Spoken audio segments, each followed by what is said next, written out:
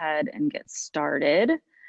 If you haven't already, please go ahead and change your name according to the instructions here so we can see who's on the call. And if you would like to turn on your video, that's great. And we'll go ahead and get started.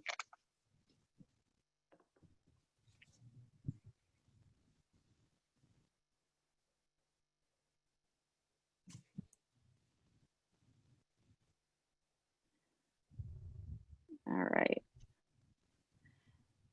So my name is Tessa Lesage, and I'm a future maker, and I'm happy to be here with you today. And I'm excited to have this conversation on Juneteenth. So happy Juneteenth to everyone. Next slide.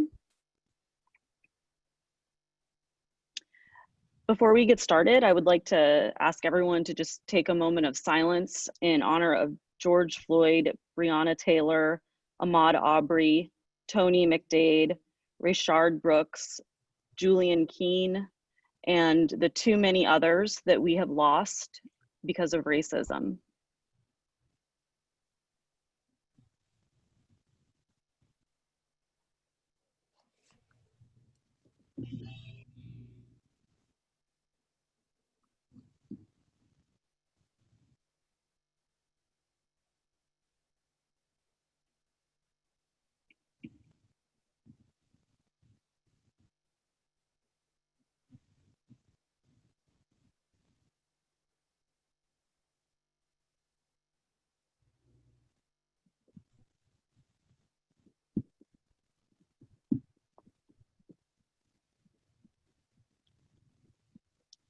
Okay, thank you.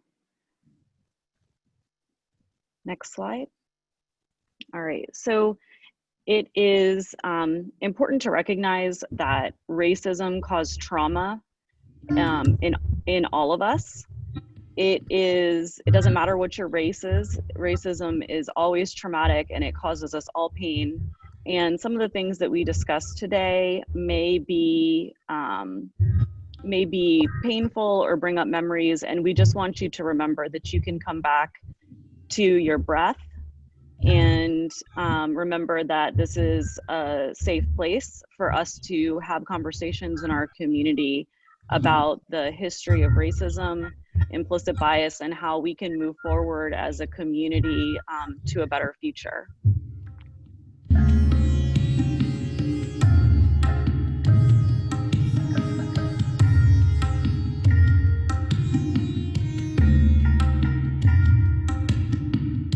So take a deep breath and remember that music and think about that beat as we go through this conversation.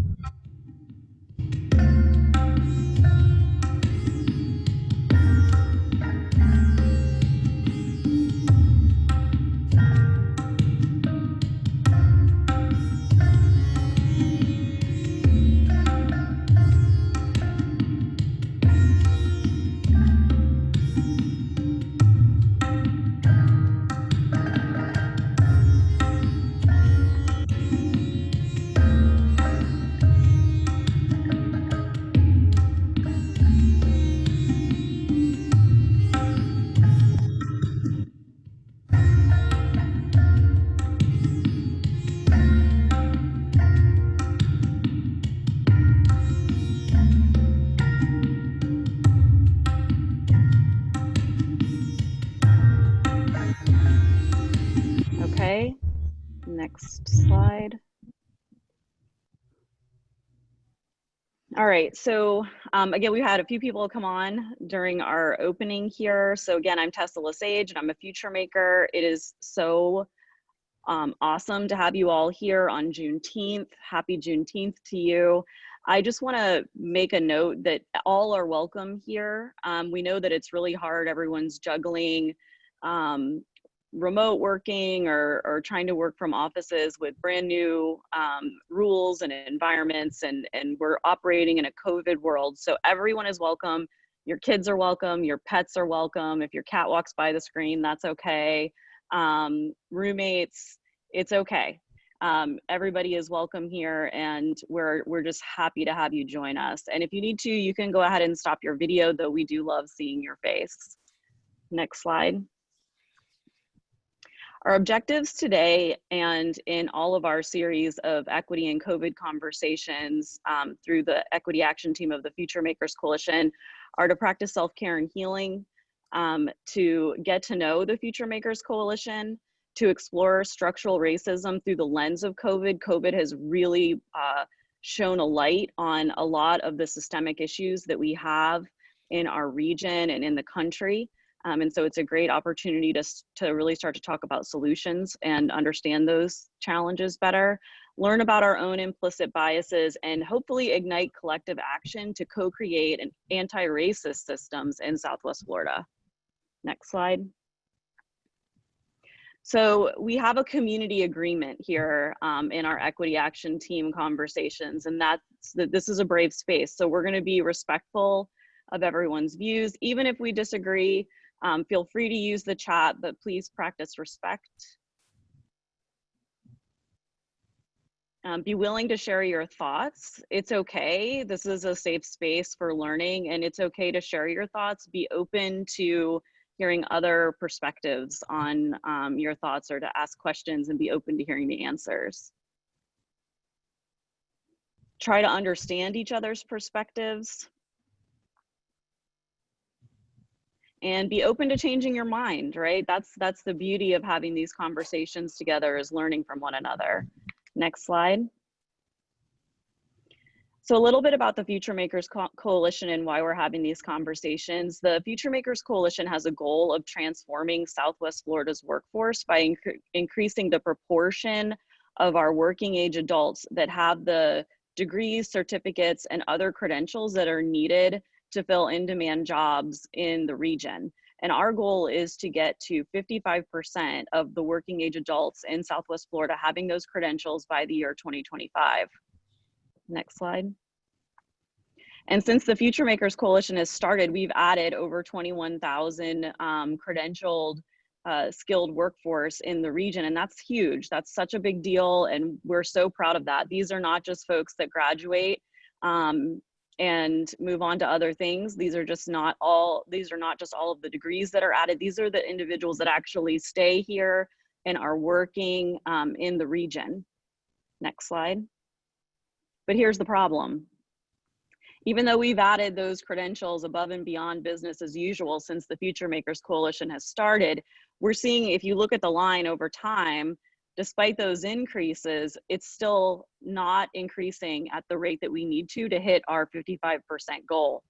And that goal is really important because we know that by the year 2025, more than 60% of the jobs in Florida are going to require a credential beyond high school. And COVID has really shown us that having a degree or a credential beyond high school increases your job stability, particularly in well-paying jobs.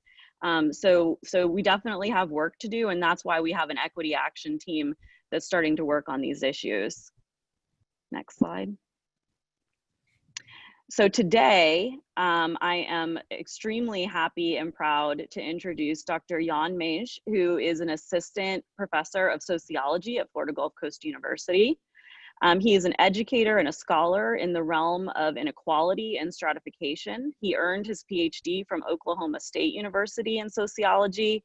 He is currently an assistant professor at FGCU, and he is going to share some of his expertise and perspective with us today. All right, well, clearly I've got more facial hair than the picture showed. But thanks for coming to this talk. This is, you know, every time I have conversations about these topics, it is always, you know, important conversations, but they always, you know, deal with very, a lot of topics that make us uncomfortable. And I've always felt that, you know, when we're uncomfortable about things, that usually tells that, that it's an important conversation. So let's go to the next slide. I have essentially divided this talk into 3 parts. We're going to begin with some activities that I do in the classroom. They help us set the stage, help us understand the enduring challenge that we're dealing with. They bring to light and raise some awareness about some of the complexities that we have. The second part of the presentation kind of changed over the last few weeks. I was initially going to talk about, as my expertise as a sociologist teaching and studying social problems, I was going to talk about some of the social problems we have seen. So the rise of domestic violence, the rise of anxiety, depression, and suicides that we have seen during the lockdown. But the recent murder of George Floyd and Breonna Taylor kind of made me realize that that's what we need to focus on. I also want to reference a future talk in the series by my colleague Dr. Terumi Rafferty Osaki and Emily Nana. They're going to give a talk on July 9th at noon, specifically focused at aggression against Asian and Asian Americans, which they're certainly connecting themes to what I'm going to talk about, but that probably deserves its own session. And then the third part of the talk, I really want to focus on, what can we do to foster inclusivity in your own lives? Again, because of the focus on systemic racism, I have put more emphasis on race, but there are some other identities as well. So next slide. So some ground rules before I get going. Civic engagement works best when it's not a monologue, when it's actually a dialogue. And unfortunately, we have to have a virtual setting, but we can still have that. So I'm encouraging all of you to be active participants. If you have a question, a thought, a comment, a concern, please put it in the chat. I have it open on the screen, and so if I can address it at the point, I will do it. But we also have some amazing people monitoring the chat. So if there's a discussion question that can be brought up at the end, it is to put it there. I'm going to show, as a true academic, I've prepared way too much information to cover in an hour. There's a lot of information on these slides, and there's probably some of the information that you would like some more time with than I'm probably going to allow you. So we're going to provide some of the resources, some of the graphs and figures, and further information is going to be put as a URL in the chat. So for some of the key topics that pop up at the slide, there will be an opportunity to get those materials. This is also perhaps a good place to remind everyone about the concept of emotional labor. So sociologist Arlie Hochschild developed that concept, and too often when we have these tragedies, we are expecting people from marginalized communities, often women, often people of color, to basically do work for us. And so the image that you see on the screen is a good example. You've probably had a conversation or have seen a conversation where the terms Black Lives Matter and All Lives Matter pop up.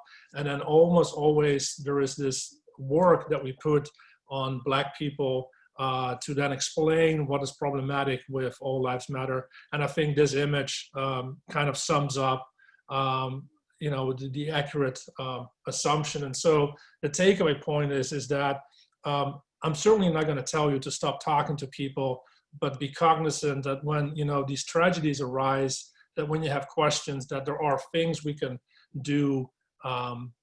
We can look up ourselves rather than expect people that are dealing with trauma or dealing with these situations and coming up to basically answer those questions for us. And finally, a topic like systemic racism is, it is politicized, and there's no way to avoid that part of it. But I just want to emphasize that if there's one thing you take away from this talk, is that it's too simple to just blame one person or one political party or one identity or all members of a particular group. The fact that these are systemic means that very few of us, if any at all, are innocent bystanders in this. And it's too simple to basically blame particular groups in this. So next slide. I like quotes. I think they give us something of it to think about. As you will see in the presentation, I also like using headlines from different media sources. I do this for multiple reasons. A key reason is, you know, journalism is kind of like the last bastion in the project that we call democracy, and so it's always good that we need to read more. But I also like including media headlines to show that it's not just me saying these things, there's a larger context. I've tried to get both conservative and liberal news sources included because to once again reinforce the notion that these aren't just concerns that only liberals have or only conservatives have. And so that's kind of the approach. Next slide. So let's start with the first part. These are two activities that I do in the classroom. But before we're going to do that, I'm going to ask you two questions. And these are questions that I ask in many of the classes that I teach. And these are questions I ask at events that I do on campus or in the community. And they kind of immediately set the stage of raising awareness, of recognizing what we know. Normally, if it is a face-to-face setting, I ask you to write it down or put it on your cell phone. Now I'm going to ask you to put it in the chat. I'm not going to call particular people out for what the answers they said, so please don't hesitate to contribute. It's not about getting it right. It's more about you know, recognizing where our collective perception is. It's also important to, once I ask the question, to try as quickly as possible to provide the answer. Don't look at what other people say, because then it becomes inauthentic. And also, you know, for all you know, other people may not have the right information. So let's go to the next slide. So the very first question that I want you to type in the chat is, what percentage of all Americans identifies as Black or African American? So put in the chat the percentage you think of Americans that is Black or African American.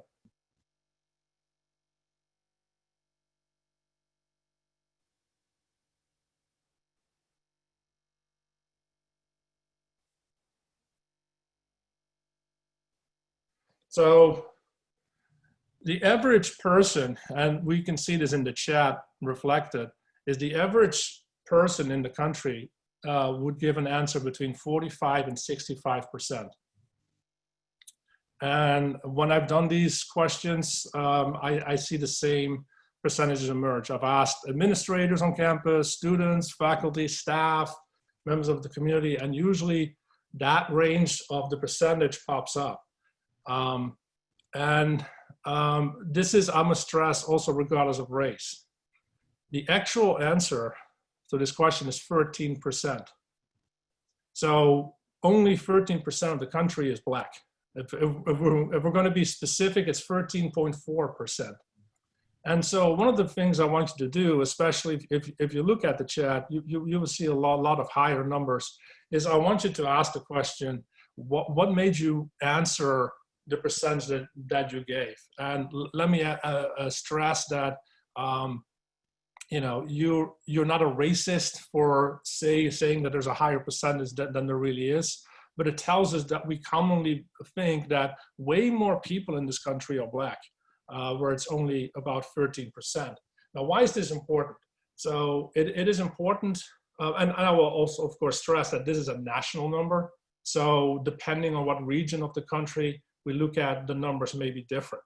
But it's relevant to know that only 13% of the country is Black is because reasonably we would expect anything positive or negative that you can think of, you would expect reasonably that 13% of that category is Black. So valedictorians, CEOs, Oscar-winning directors or directors, drug dealers, drug users, anything positive or negative, you would expect a reasonable representation to be equivalent to that in the larger population. If that's not the case, then that doesn't mean there's racism, but it means like we have to investigate further. So let me give you one example. If you look at professional hockey players, there's maybe only 2 or 3 that I can think of that are black hockey players, but it's too simple to say that ice hockey is a racist sport. But knowing, and you can see what percentage people gave, knowing that so many people think that it's closer to half of the country that is black, helps perhaps explain why we have difficulty recognizing these challenges. So let's go to the next question. The next slide. So this is another question that I think a lot of people will quickly realize why this is relevant. So think of anybody locked up in a prison cell in the world: Russia, North Korea, China, the United States. What percentage of everyone locked up in the prison cell is locked up in the United States?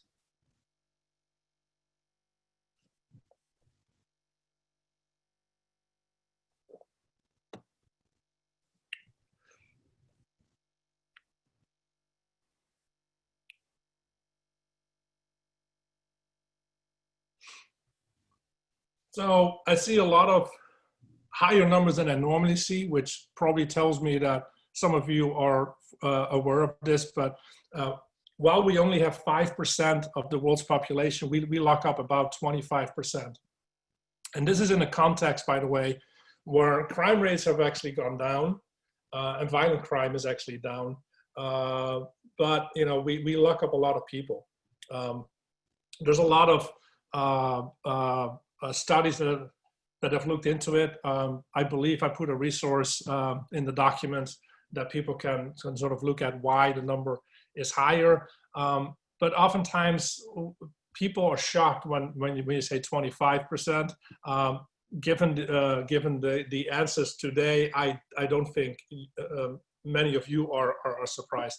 So let's go to the next slide. So this is the first activity that I do in the classroom, and just for your imagination, I have included some images of clothing buttons, but feel free to conceive of what you think of clothing buttons yourself. And usually when I do this in the class, I have a whole conversation about association of words, because even a word like buttons can have different meanings, like pushing your buttons on the keyboard, and clothing buttons. So what I want you to do in the chat is I want you to write down your preferred way of sorting or organizing buttons. Again, don't think too hard about it. There's not really a right or wrong answer. How would you sort these buttons?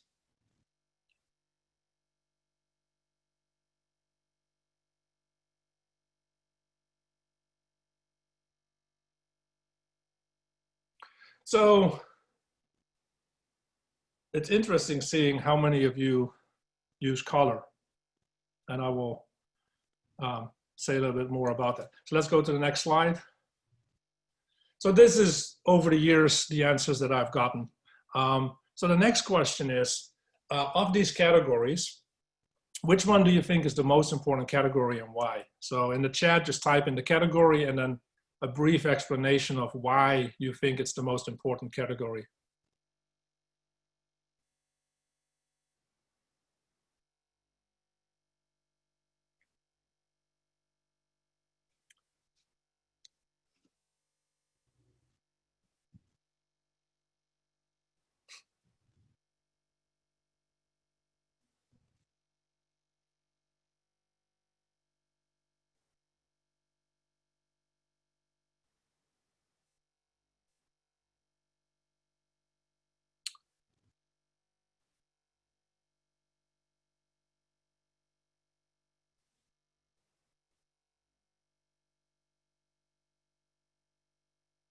So let's see if we, all right, we got a reasonable number of responses. So let's go to the next slide. So these are basically the answers that I get over the years. Majority you probably wouldn't have even mentioned because as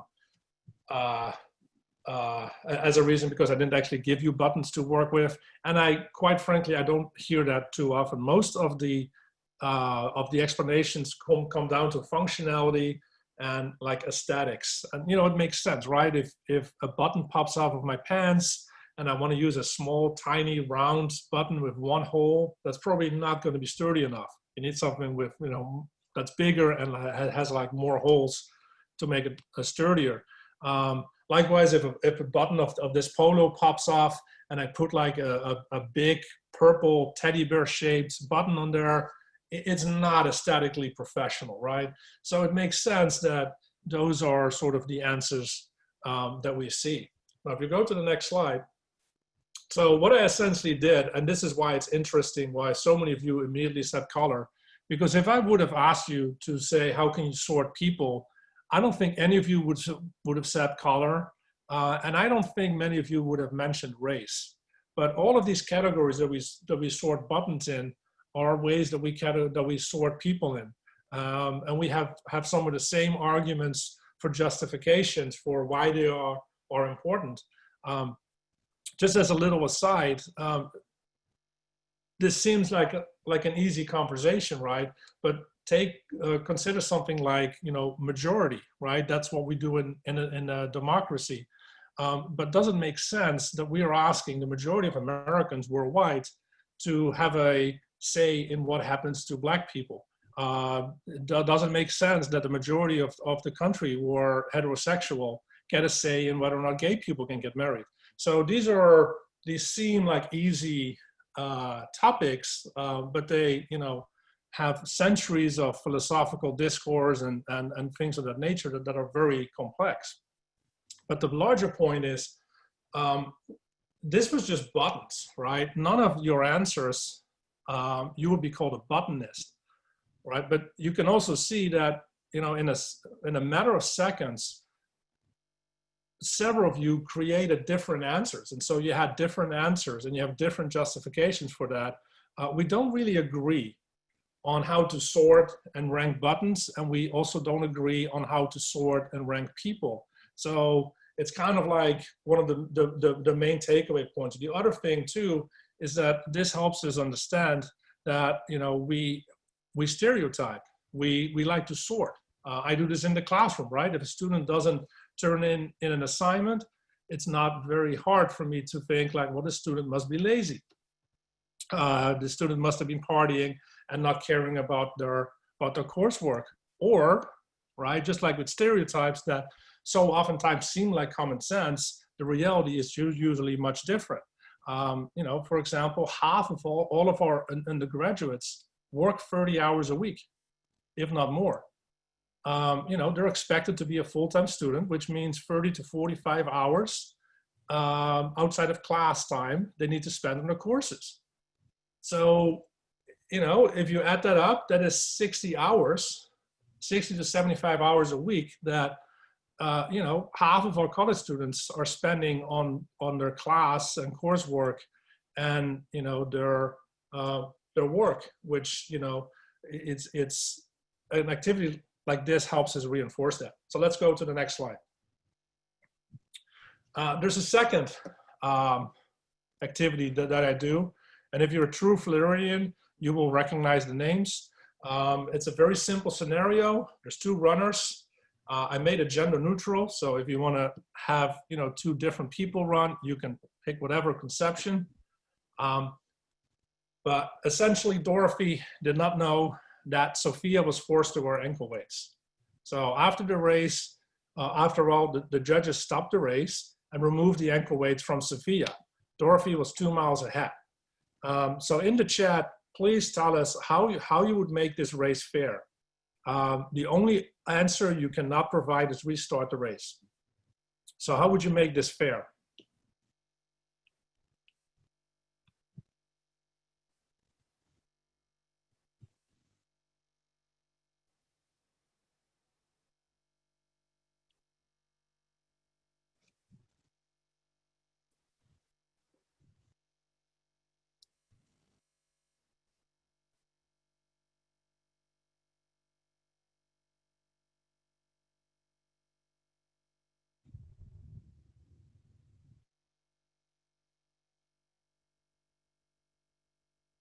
Give extra time to catch up, have no wait.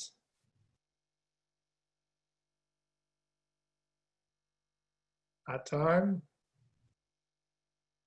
That's the first one. I don't think I've ever seen that solution. Oh, ask Sophia what is fair.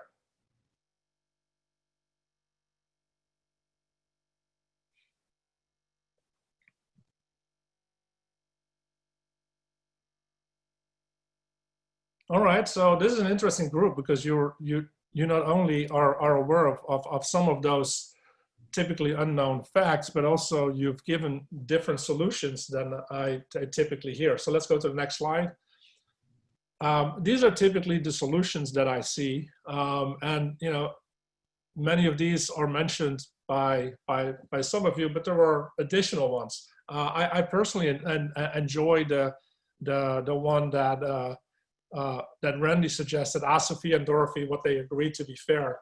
I think that's a different type of conversation, but of the ones listed on the slide, none of these are particularly fair, right, to both runners involved. And dare I say that share the money is probably, the most un-American solution, but probably of the ones listed on the slide, the most fair. Some of you said, like, make them wait until they're caught up. That is, of course, kind of cheating, right? It's almost like restarting the race, but we will allow it. So let's go to the next slide. So there's a third runner, Blanche, and she had, I had to add the word cheap because my students have no idea what cats were, but essentially it's a cheap brand of shoes. So at the time the race was stopped, she was a mile behind Dorothy and a mile ahead of Sophia. What would you do? How would this knowledge impact your decision on how to make this fair? So please share that in the chat.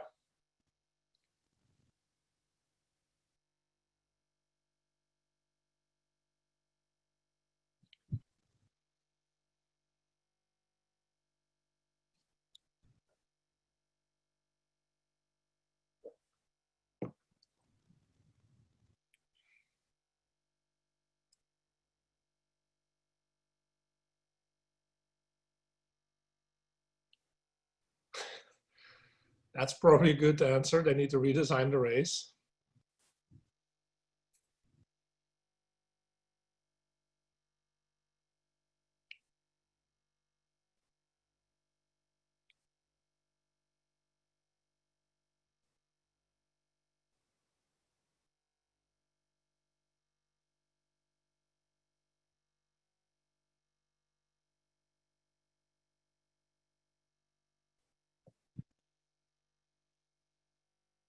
Come on, we probably have some smart people in the room. Not sure all equities can be adjusted. Apply same handicap.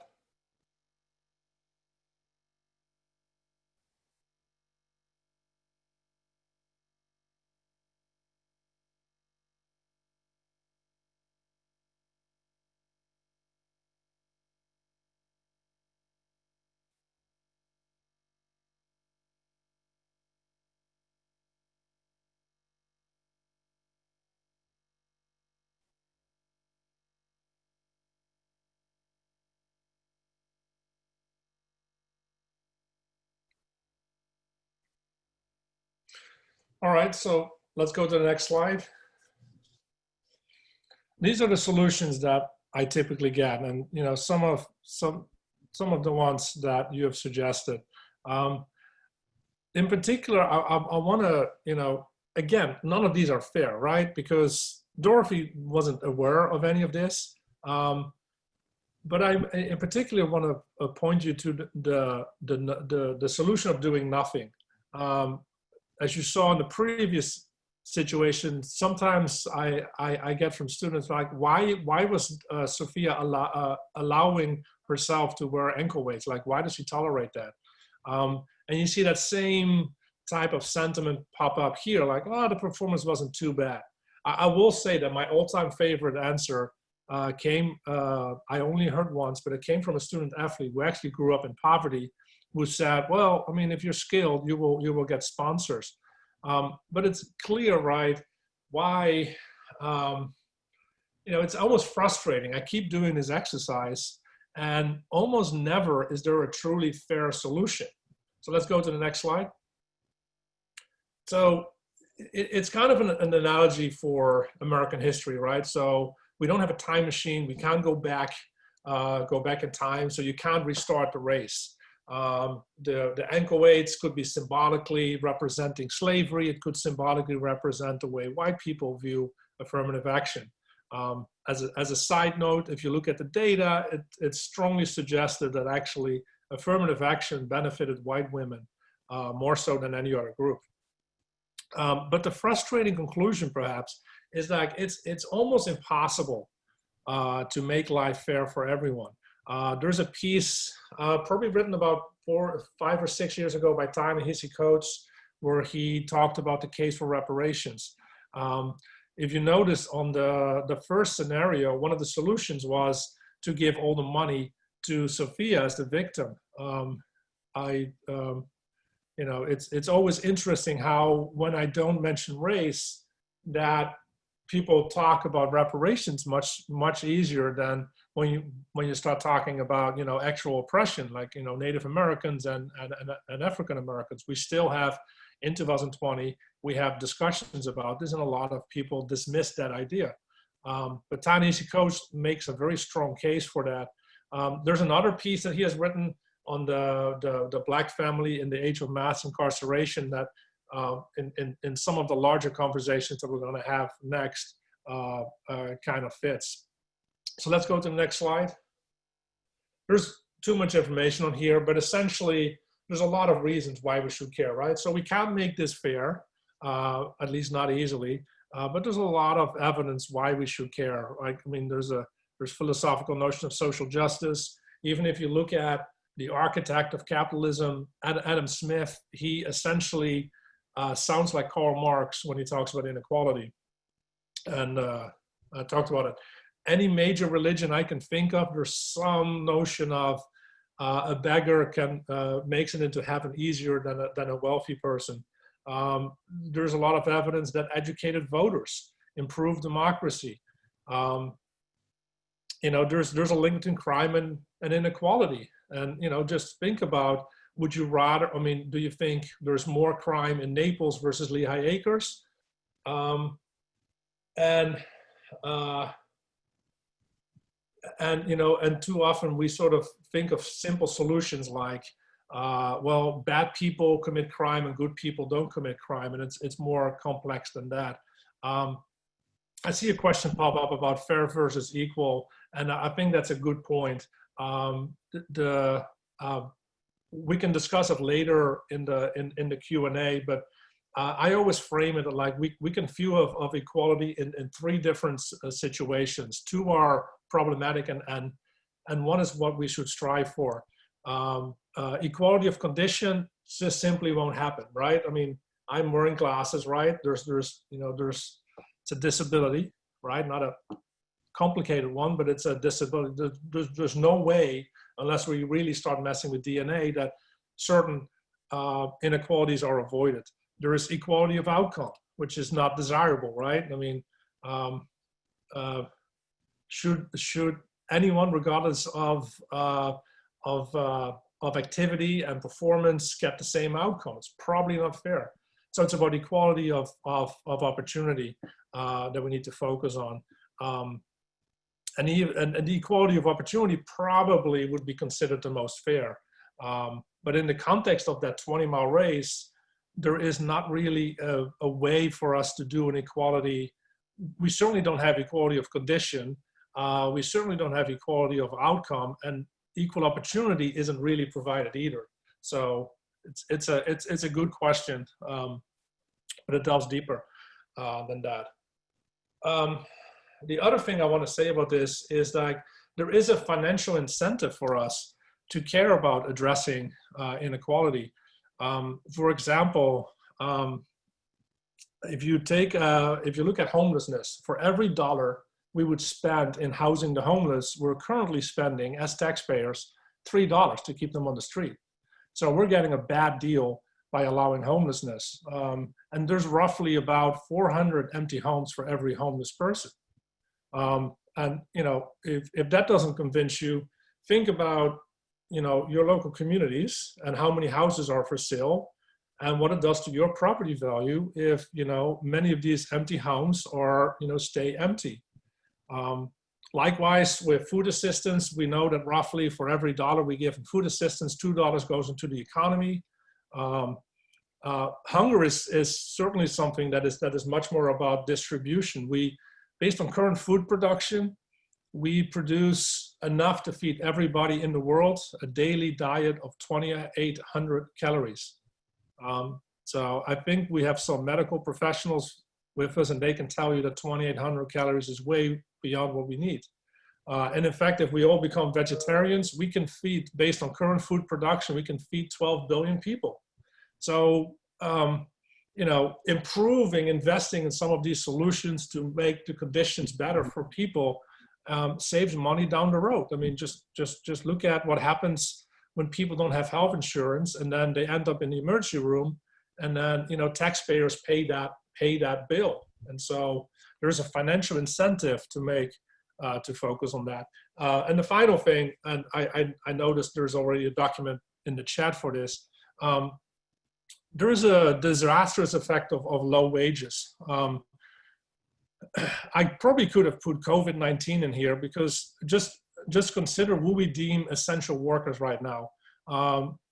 Many of them are Black and brown people, and they're in jobs that really don't pay a very decent wage. But you see it too in sort of pilots.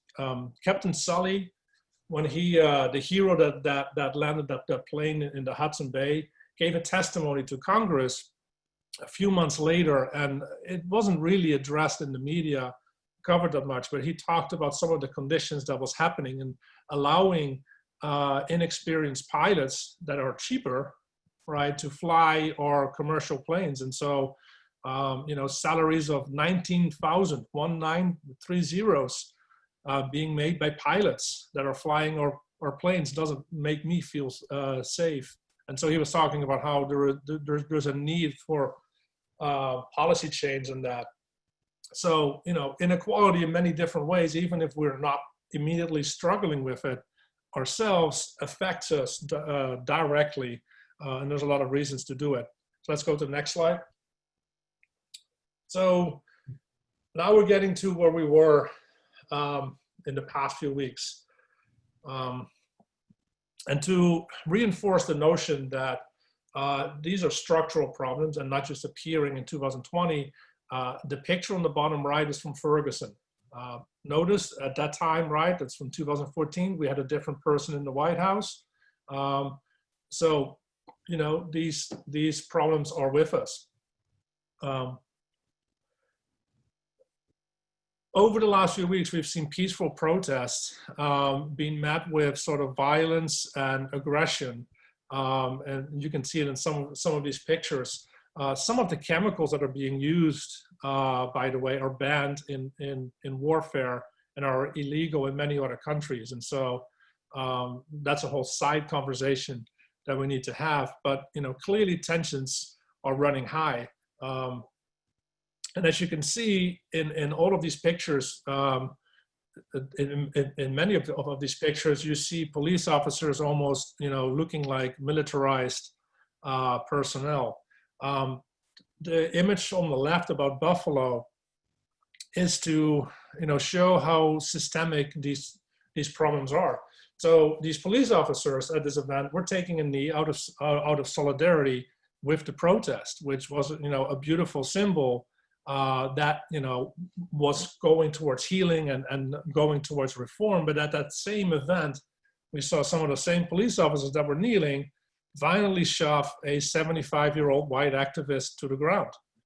Those police officers were suspended, and then immediately the entire group of police that was at that event resigned.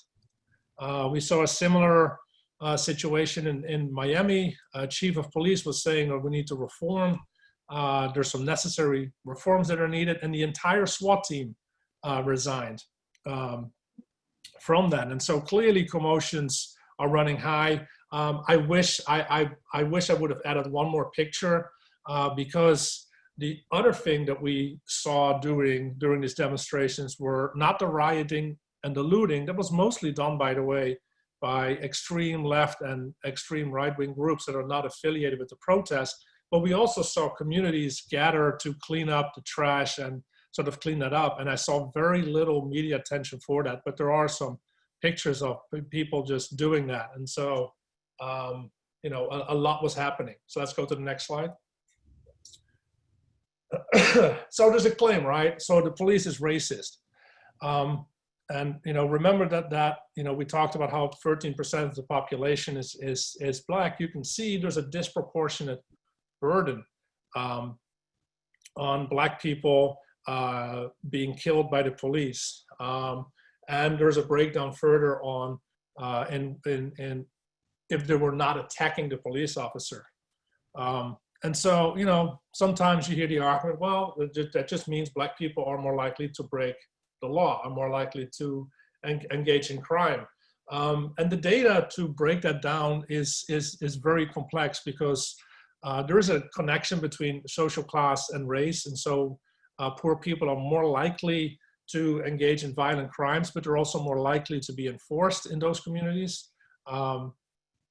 You know, but the data doesn't quite back up that there is a racial difference in sort of crime use.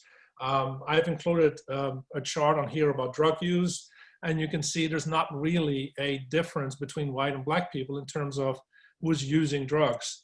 But there is a hugely disproportionate difference in who gets arrested and who gets convicted for that. There were some other examples that I can highlight. If you remember the stop and frisk policy in New York City, the goal of the policy was not a bad idea. It was the idea that people that didn't have permits for weapons, that they would be, you know, basically arrested for having a gun without a permit. Statistically, young white men are the most likely demographic to have guns without a permit. They were the least likely to be stopped and frisked. We see similar things in shoplifting. Teenage white girls are the most likely demographic to engage in shoplifting, and they're the least likely to be followed in the store. So there is, you know, there's a lot of complicated data there. The most telling statistic on this page, though, is coming from Radley Balco. He's the author of a book called The Rise of the Warrior Cop. He tends to be seen as more libertarian, but he referenced this poll that kind of is, I have no other way but to call it shocking, because pretty much every single white police officer in this country believes the country has done enough to achieve racial equality. If you compare that to white people in general, yes, whites in general think that we have done enough, but that's a big difference between 57 and 92%. And you can see that, yes, Black police officers are more likely than the Black public in general to say that enough has been done. But that's a much different number. And so Balco is an interesting person to follow if you want to get some of the inconvenient numbers about it. But there are some other programs as well. Comedian John Oliver has a show on HBO called Last Week Tonight. He's probably more left of center in his coverage, but he covers a lot of these militarization and issues of racist policing. Hassan Minhaj has a Netflix show called The Patriot Act, where he breaks down some of these topics as well. So there is information out there, but for the most part, we don't see it. So let's go to the next slide. So, you know, the claim that there is a problem of racism in policing is not that strange. In 2006, the FBI released a report saying that there was a mass infiltration of white supremacists in the military and in law enforcement. And you can do a Google News search and find way too many stories of police officers, sometimes even chiefs of police, sometimes even sheriffs, being linked to the KKK, to neo-Nazi groups and other extreme right-wing groups. And so, it's too simple to say that all police officers are racist, but there's clearly a problem that we haven't addressed yet. Something on the side of this, by the way, there is a report. I'm trying to remember which, it might have been USA Today, but they created a database of all cases of police brutality, which was 58,000, where you can read all the different cases. But police can show remarkable restraint. So there's a recent study in Chicago where 95% of police officers did not fire their weapon once in a 10-year period. And this is in one of the more violent cities in the country with high crime rates. 95% of police officers do not use that.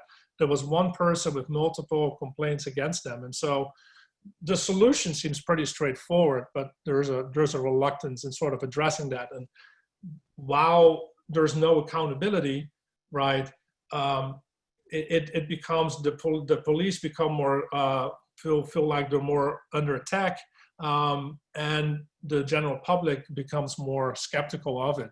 How do you suggest we weed out these bad cops? I mean, there's multiple different elements with it.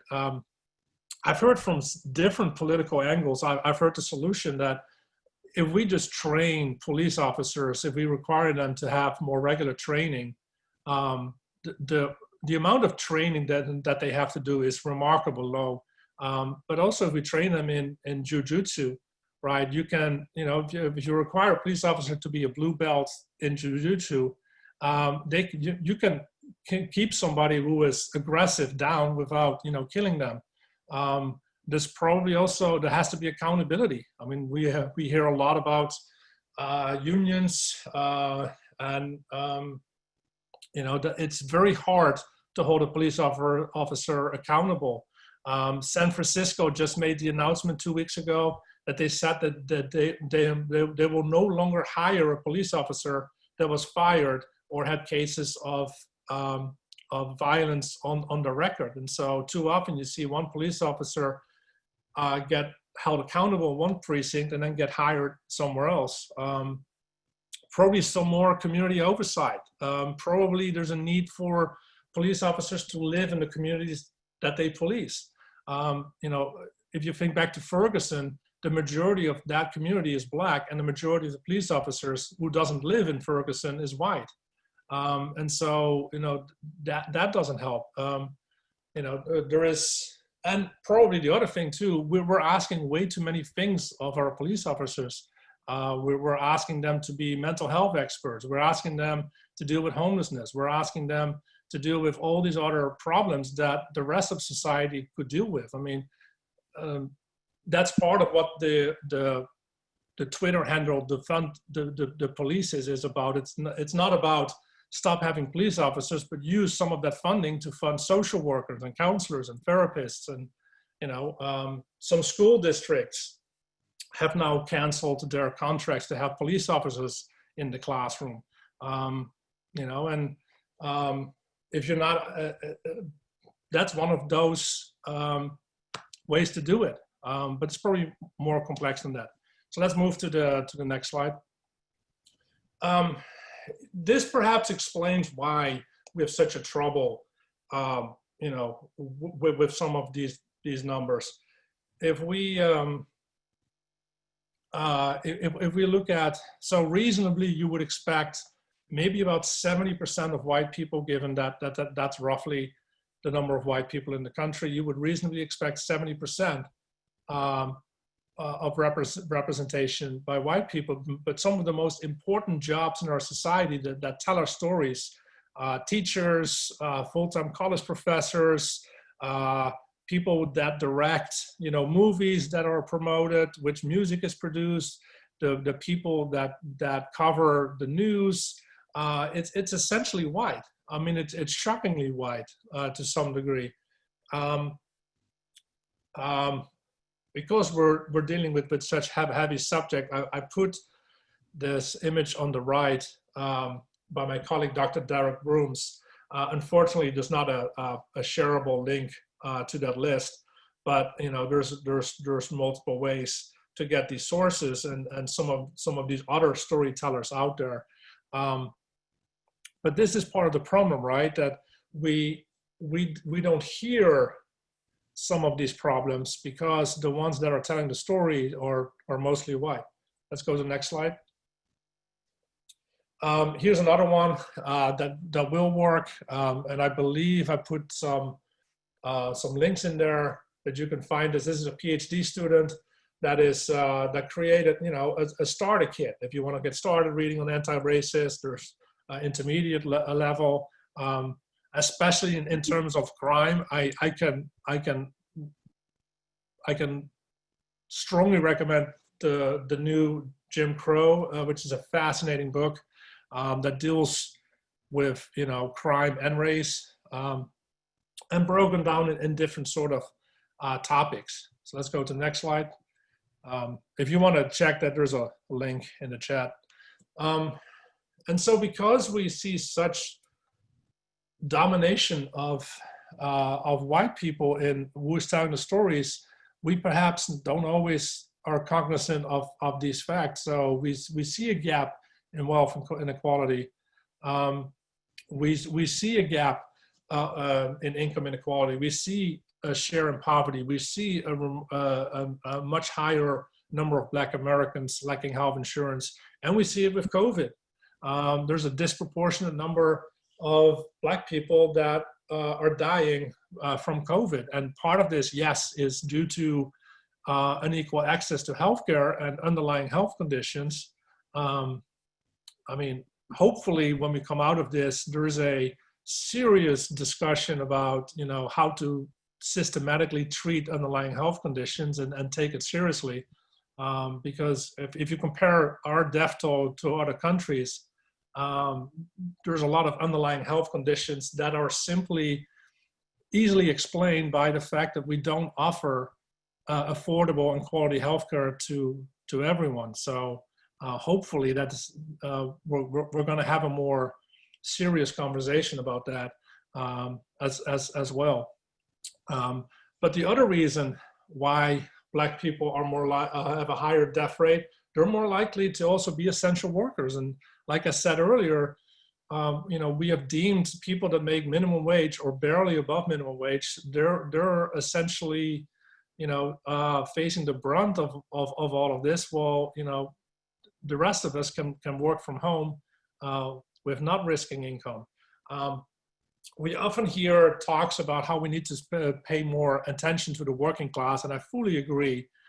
We've certainly moved away in really focusing on the working class, but we make a mistake if we assume that the working class is white. In about a decade, the majority of the working class are going to be non-white, and we already see many Blacks, Latinos, and Asians consist in those groups. And so, there's a lot of the conversation there as well. And you can see there's some media attention in this, but we're not always recognizing that there is a connection to race. So let's go to the next slide. Here is where I think it becomes almost painful, right? Because you see this domination, you see all the numbers that are clearly disproportional, but when you ask white Americans, we say, a strong majority of us say, we're the ones facing discrimination. A few years ago, these flyers appeared all over college campuses, including at FGCU, with statements like, it's okay to be white. I have yet to know where this is coming from, because I've not heard anyone say that it's not okay to be white. The closest thing I could think of is that it's not okay to be a racist. But I mean, if we start equating whiteness with racism, that shows a whole other problem. You see it in, silly social media things, and, we don't have enough time to really go into cancel culture. I mean, that probably requires a whole other conversation. But I just want you to think about, what if these kids in these images were Middle Eastern or Black or Hispanic? We would have national conversations about parenting, about culture, about religion, about all these things. And we're kind of dismissing this. And yes, these are young kids that, you know, their brain isn't fully developed. They do stupid stuff, you know, but we see these emerge. So if I can look up that data for that is Black and brown workers, but if you look at who is working in the different grocery stores and working as delivery drivers and things of that nature, there's a lot of different sources you can see that at. You know, just look at the jobs that are deemed that, and look at the people that place that. And so when we mean higher proportion, right, it's also percent wise. So, but that's a good question. And but yeah, you can just look at the people that work in the stores and deliver our food, and work in nursing too. There's a lot of those. But I think the most, yeah, I just see another comment pop up in the chat. Yes, I mean, wealth inequality. I mean, again, that can be a whole separate discussion, but there's a whole bunch of other where we can see how most Americans have seen a decline in income compared to the 70s, and at the very top it has widened. But you know, that's probably a different session. But I think the most important thing from this slide is that the fact that 75% of us, of white people, do not have any meaningful connection to a non-white person. This includes Asians, Blacks, Hispanics, Native American, you know, and so yes, the majority of the country is white, but you would have to really go out of your way to not have a single non-white connection. And I think this is one of the more disturbing and telling parts of why we see such a struggle. And I just see that one of the people has shared a news source that talks about Black workers being essential workers. So thanks for sharing that. So let's go to the next slide. Again, this is a separate issue that probably deserves a full session that delves deeper. But you know, especially with the recent conversation in Southwest Florida about, you know, the name of the county and the statues, there is a connection here with the Confederacy. And you know, if we trust history, then we have to trust that the Confederacy was really about the fact of the moral righteousness of slavery. It's in the Cornerstone speech, one of the more important speeches by the Vice President of the Confederacy. You can find it in the Articles of Secession from many Southern states. But we have allowed to let basically a history, a false history being taught. And you know, there's a lot of sentiments and a lot of emotional reactions about this topic, and so I'm just going to ask you to consider what, you know, Dale Earnhardt Sr. did. I mean, probably the most important driver in NASCAR history. What people like Tom Petty did when they had the Confederate flag, and you know, they read about it. There's an undeniable connection to slavery and to what, you know, what the position of Black people was in society.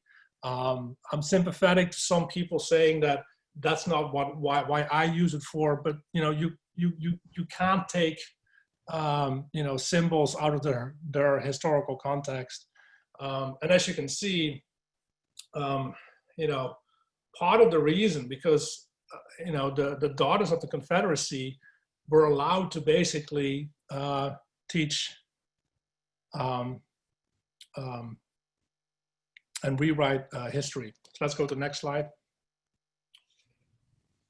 There was a controversial tweet that came out last week that said policing is to white men as the teaching is to white women, which led to a lot of commotion. But the reason why I put the school to prison pipeline slide in here, and why I include education as part of the criminal justice system, is because there's a lot of evidence that for the same infraction, and we know that most teachers are white, the same infraction, black kids get expelled and suspended and sometimes even arrested.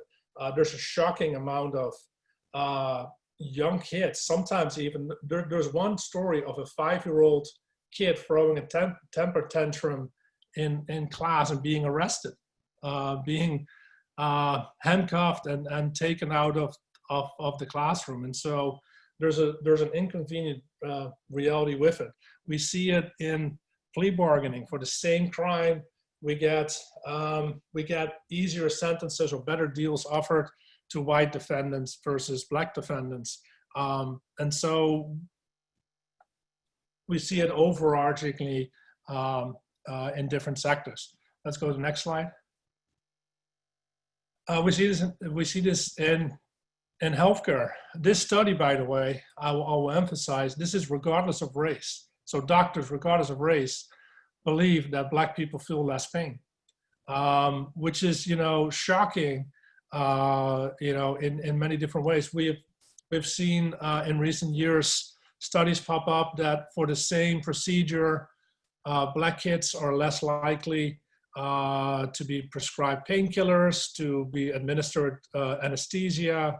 And so, yes, we start with the murder of George Floyd. We start talking about policing, and there are some necessary conversations that we need to have about policing. But it has allowed to be infested at every single institution in our society. So let's go to the next slide. This is another topic that I'm going to just quickly cover, but it's connected, and it's important that we are aware of this. There's a link here with refugees, with immigration. There's no evidence that this country has been sympathetic to refugees during the previous century. The majorities of Americans have always been opposed to allowing refugees to come to the United States, except in the late 90s. There might be a connection here because the economy was doing really well. But the most shocking one on this slide to me is after we knew the horrible things the Nazis were doing to the Jews, after Kristallnacht was reported, strong majorities of Americans did not want to let Jews to come to the United States. We know Anne Frank's family tried to migrate here and was blocked. There was a ship outside of the US that was waiting to have multiple Jews go to safety in the US, and they were sent back. There was a Twitter account that tweets out on the anniversary of that, they tweet out stories about where they traced people on that boat to concentration camps where they died. So, it's a separate topic, but it's related to the larger point. And if you're really interested in sort of more data about immigration and links to terrorism and crime, there's a conservative institute, it's the Cato Institute, but they've released some really relevant data on this that shows that there's no factual evidence. There's no concern to any of these issues. And the reason why I highlighted that it is conservative reinforces the notion that too often we politicize these things and think that one particular group or one particular party is to blame for this. So let's go to the next slide. Okay, so we're going to the final part. Yeah, just click enter twice. For some reason, I put like a delay on there. So knowing all this, for lack of a better word, bad stuff that is sort of happening, that is undeniably happening, what are ways that we can improve this, right? So let's end with some positive ways to do this. And the first thing that I would highlight is that too often we focus only on diversity. And so policing has an issue with racism, so let's hire a Black police chief. We need more women in STEM. Oh, let's just hire a woman to be the dean of the college of engineering. And that's not enough. You have to be authentically inclusive. When I talk to students on campus, non-white students, I sometimes hear stories of betrayal where they say that FGCU recruits, this racially diverse materials, and they come to campus and they feel that we're not inclusive, we're not authentically trying to be welcoming. And so inclusivity is becoming also one of those buzzwords that people are using, but it's the better approach than just trying to fill in different quotas and things of that nature. I included the quote from Cornell because it has a link to innovation, which is the key reason how economies grow. And it's about feeling included, feeling welcomed, feeling valued. If you're working as a staff member, you probably know the importance of being valued, and that oftentimes you're not being valued for those things. So let's go to the next slide.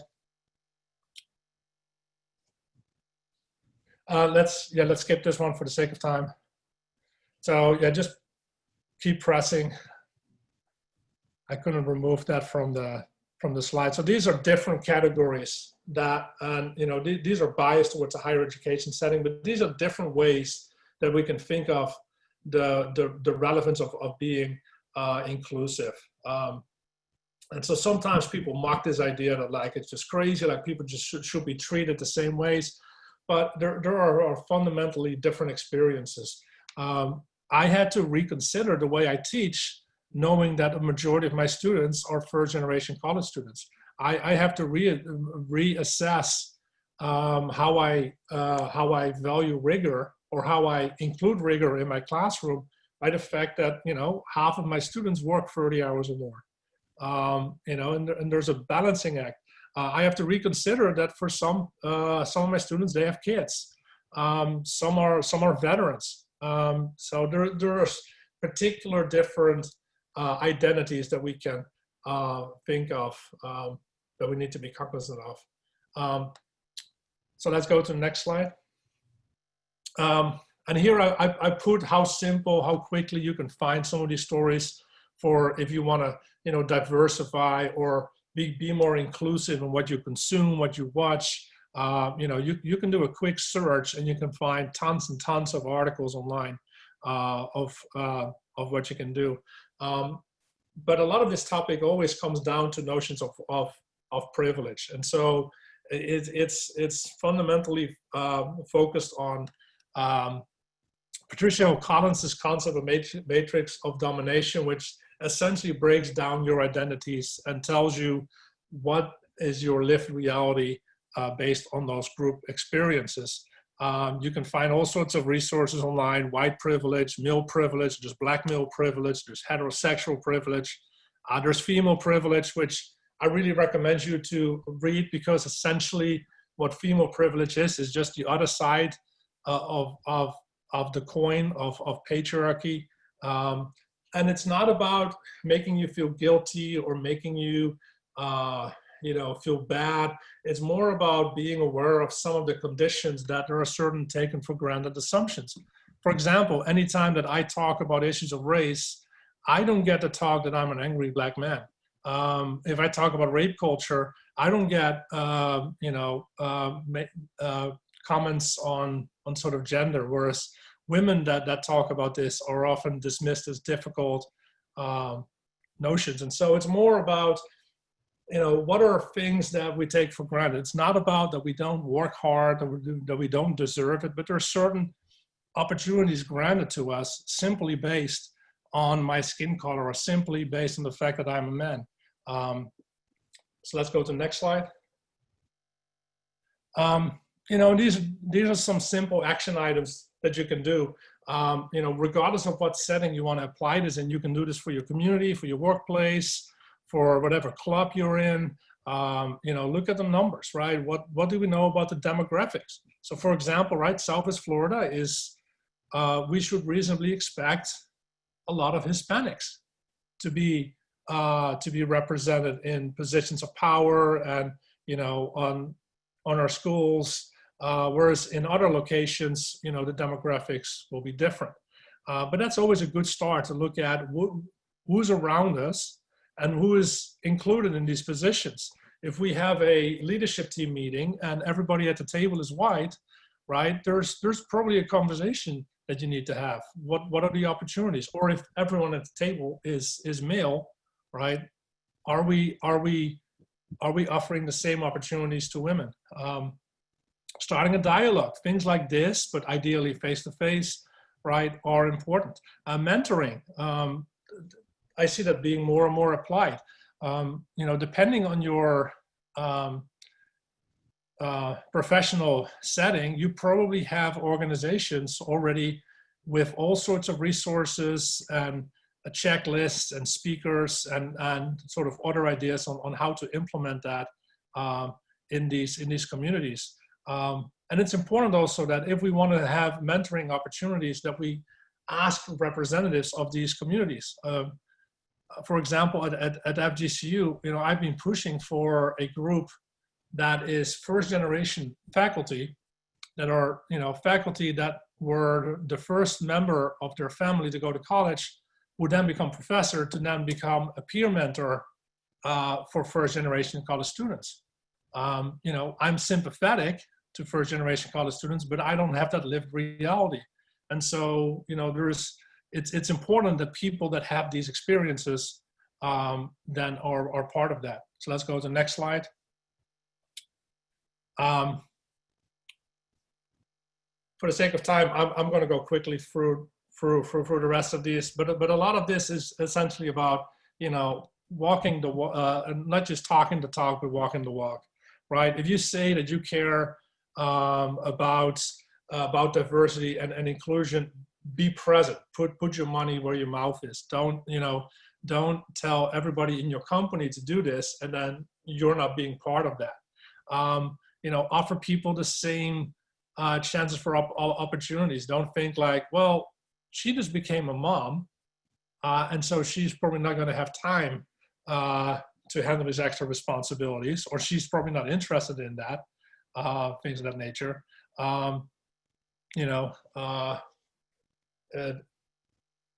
Something that without fail happens at almost every meeting I'm at, almost always, we're asking a woman to take notes. And so there is these pitfalls where we stereotype that, women are good for taking notes, but they're not good to be, promoted to, senior level positions. Policies, right? If you want, for example, if you work with people that have lower incomes, and there is this opportunity, but you have to buy a polo, right? Do people have money for that? Hold people accountable, right? If we truly say that we're anti-racist, then hold people in your organization accountable for what they do. You're gonna alienate some people that think that that's wrong, but if you really care about that, you can do that, and it's important that you model that behavior. So let's go to the next slide. And you already got these resources in the chat, so let's go to the next one. Let's skip this one too for the sake of time. So this is where I kind of want to end, because there's a lot of tools you can find online. The one I really enjoyed that I've seen emerge because it shows a path is that circle going from the fear zone to the learning zone to the growth zone. That's one step, but the other two images are very important. We're too often thinking of, well, there is people that have a clan robe, and then there's everybody else that's white, that's not a racist. So simply because I don't have a swastika tattooed on my body doesn't mean I'm a good white person. And so there's a scale of different positions, and people sometimes move back and forth depending on the issue of that. And so I think it's a useful tool to think about, you know, what the different ranges are, and, you know, what does it mean, right, to be anti-racist, and what can you do? And the pyramid of white supremacy is another interesting thing, because we too often just focus on those more violent acts and those heinous acts at the top, and then we sort of ignore the rest. But, you know, I just want you to think about, what if we didn't have any indifference, any minimization, any veiled racism that is present in our society? How I mean, would the George Floyd challenge have emerged in our society, or would we have reacted differently to that? Would we have seen less of a whenever somebody says Black Lives Matter, somebody says All Lives Matter on it? And so if you want a movie on sort of the impact of why these things at the bottom seem harmless or seem less harmful than basically you know, the more overt acts at the top, I would recommend watching the movie Hotel Rwanda, because you can see in there how it slowly started with calling one group of people cockroaches, and you know, it becomes harmless, and you know, there's nothing wrong with calling somebody cockroach. Perhaps it's not the same as killing somebody, but it becomes easy to sort of dehumanize and you know, dehumanize people. And so all these things at the bottom that we see so much of is what is feeding up the more overt acts of racism. And so those are some of the tools that I have come across that I think are sort of helpful to become anti-racist. So I've spoken way too much. So let's go to, are there any questions? Thank you so much. I think a lot of people posted questions as things went on, and if people have other questions, you can go ahead and post them. I did. Next slide, please, Kim. So one more for the sake of time. So, you know, we are working together to try to look at how the system can be adjusted to hopefully help us meet our education and workforce goals in the region. If you enjoyed this conversation, we're continuing the conversation, and I posted some of the links for upcoming events that are both, there's one more that's viral next month that we have on tap. There will be more, so keep in touch with the FutureMakers Coalition events page, as we're working hard to continue to provide virtual content. And then there are 2 in-person day-long conversations coming up, one in July and one in August, COVID pending, following all CDC guidelines if you want to have a longer conversation about structural racism and implicit bias. Next slide. So I am going to ask that you take a 2-minute evaluation. I put the link in the chat. We do definitely want your input on future topics and what your thoughts were on today's content. I have to say this was a lot of amazing information, and if there was something in particular that we can always invite Jan back to talk about and dig into another one of those topics. He has a lot of expertise to share. I want to also just thank everyone for your kindness and supporting each other as you ask questions and posting some additional information in the chat. That's very, very helpful. Lets us do double duty. So hopefully if you want to take a minute and copy and paste any of the links from the chat, please do so, but take that evaluation. Here's a question. Let's see if I can. Regarding the cop that murdered Mr. Floyd, what is the perception as to what percentage of police officers in the country he represents? Do we think he represents 75% of all police?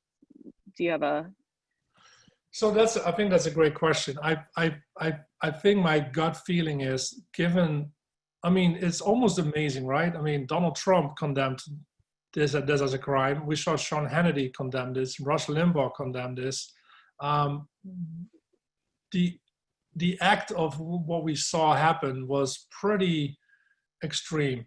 I don't think he represents the majority of the police officers. But you know, it's hard to put a percentage on it. But the fact that so many people were outraged, and I don't know if the outrage only came because it's on video. I mean, think about it, right? This was a teenage girl, I believe, who recorded it. What if we didn't have a video of this, and how would we react? But we see a lot of these types of incidents happen. But I think the fact of sitting on somebody's neck with your knee for 8 minutes and 8 minutes and 46 seconds. But I also want to point your attention. There were 3 other police officers just standing by. There was a store owner, right, that was standing by there. So, so yeah, I don't think this is representative for all police officers, but I don't know how to give an exact number. Yeah, it's certainly hard to measure. But it's a great question, and I think it's something that's on all of our minds. Well, and the other thing I will say too is we're assuming, right, that because the murder charge that he's going to get convicted. There is some valid conversation about, you know, what is the policy that is encouraging, because what he did use is part of the policy. Now, if you read the policy carefully, he violated several tenets of it. But you know, there's a larger conversation perhaps that we need to have about what do we need. And this is where I think, you know, training police officers in, you know, de-escalation. You know, I heard from several soldiers that, you know, part of their training is learning how to de-escalate. And are we doing enough to sort of teach police officers that? I mean, it can be a fun job. I mean, given you know, all the situations that you run into, but it seems there's a certain percentage of police officers that is very aggressive when there's any sort of confrontation. And so, what are we teaching, or how are we training cops to de-escalate? How are we training cops to not use lethal force, but you know, use jujitsu? Yeah, great question about shooting to kill. I've actually talked to some of my students who became police officers, and what they tell me is that they're trained to only fire in the case of a lethal threat, and to basically take away the threat. Because if you shoot in the legs, which to me seems to be more a better solution, you would essentially still keep the threat around. That's what I heard from it. But other countries don't have these incidents. So I mean, but that's also a conversation. I think why it would be nice if we had, you know, police officers in this conversation today, because too many of these conversations are police officers among police officers, and the rest of the community, whereas there's not really. There's some attempts like the coffee with a cop, but it's not an authentic conversation to deal with some of this subject matter.